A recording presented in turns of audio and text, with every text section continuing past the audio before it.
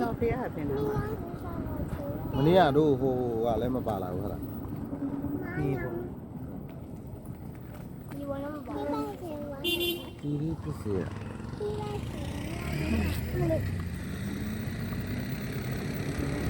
ဒီတော့ဒီမှာမီးပွိုင်းမိတာစိတ်လို့စိတ်ရ အားလာတယ်နော်စကူပန် ဒါနဲ့ကြာ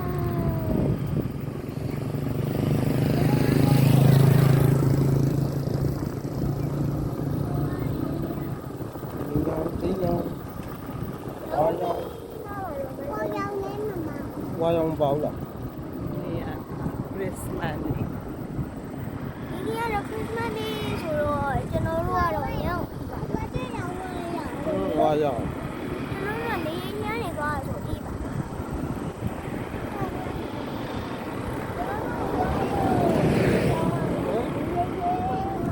ထားလို့မရ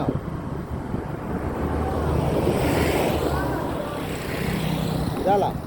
ထားလို့ရပြီလား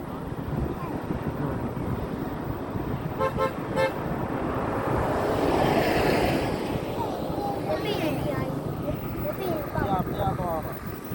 ပေါ့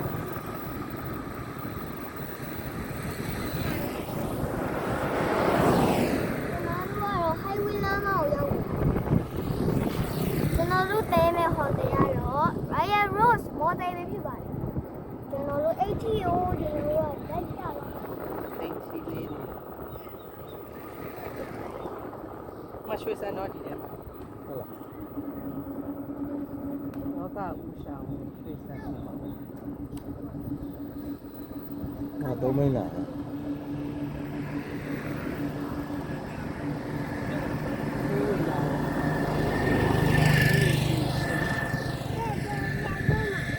ရွှေစံတော်ဖျားကိုသွားမှာပါ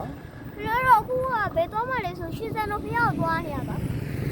ရွှေစံတော်ဖျားဇီးရိတ်ကိုသွားပါမယ် Let's go နာမည်ကြီးဇီးရိတ်အကျော်စား ဘာလဲ ဟိုမှာရွှေစံတော်ဖ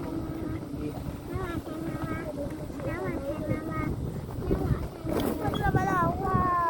ဒီဒီပြောပါအောင်အားလုံးပဲမင်္ဂလာပါ တော့မှထိုင်မယ် ဘယ်ဟိုရောက်မှထိုင်တော့ရောက်တော့မခဏလေးဆက်